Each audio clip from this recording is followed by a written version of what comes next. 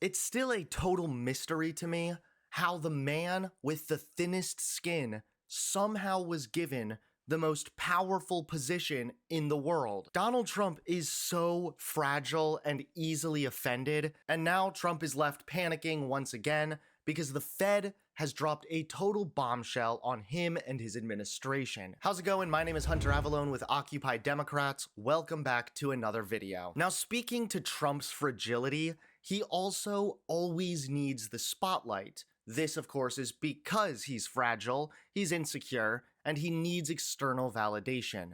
It's painfully obvious and very embarrassing that we essentially have a high school bully in the body of a 78-year-old man as our president. In fact, just recently, Trump was speaking at the White House Easter prayer service, and he couldn't even help but derail the conversation and make it about himself. With God's grace over these past 3 months, and we have had a great 3 months.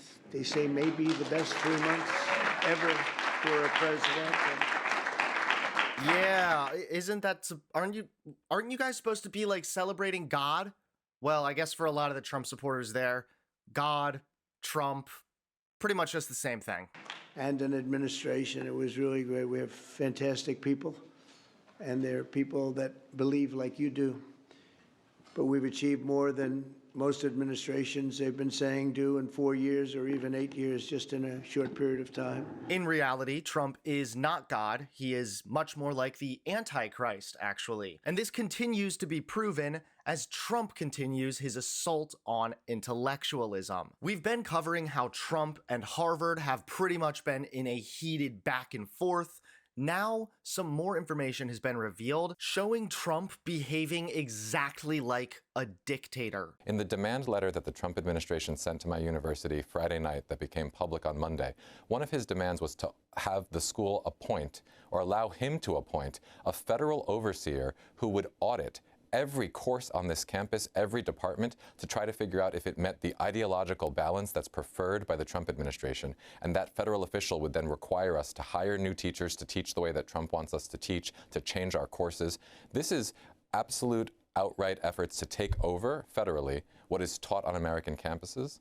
It's a move that we see in countries across the globe when dictators are trying to come into power. So this is incredibly concerning. This is one of the first major signs of a country in decline. And it's not just Trump. Even J.D. Vance recently proclaimed that the professors are the enemy. And there was a wisdom in what Richard Nixon said approximately 40, 50 years ago. He said, and I quote, "The professors are the enemy." Dude, maybe professors seem like they're the enemy because they're the ones smart enough to prove you wrong. Now, all of this nonsense has culminated to the moment you've all been waiting for, when Trump has been left stunned and panicking after the Fed completely dropped a bombshell on him. President Trump is once again proving just how fragile his ego really is, this time by launching a full-scale attack on Federal Reserve Chair Jerome Powell for simply doing his job. Powell recently warned that Trump's sweeping tariffs could have dire consequences for the US economy.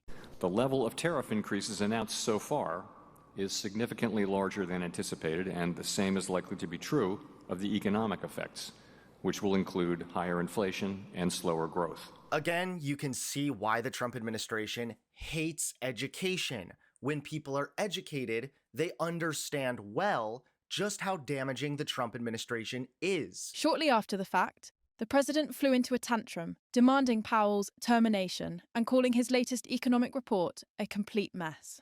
Trump's meltdown came just hours before the European Central Bank announced its own interest rate cut, highlighting that global markets are adjusting, while Trump is just lashing out. Despite Powell being a Trump appointee, he's long been a scapegoat whenever Trump's economic fantasy collides with reality. Experts and central bankers alike have stood by Powell's steady, data-driven approach, but for Trump, even mild criticism is enough to spark a meltdown. But Trump's tantrum may be futile.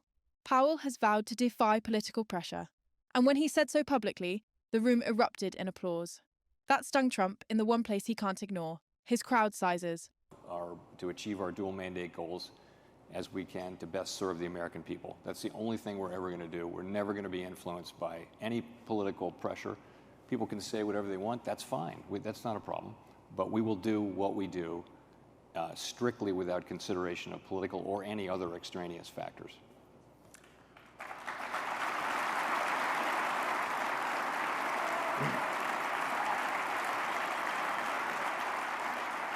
This, of course, is very bold, and I have a lot of respect for this guy for standing up and being willing to defy the Trump administration and their nonsense. Somebody needs to hold the Trump administration accountable. So long story short, Trump is a child who is willing to throw a temper tantrum anytime he doesn't get his way. It's pathetic, it's embarrassing, but it's the truth.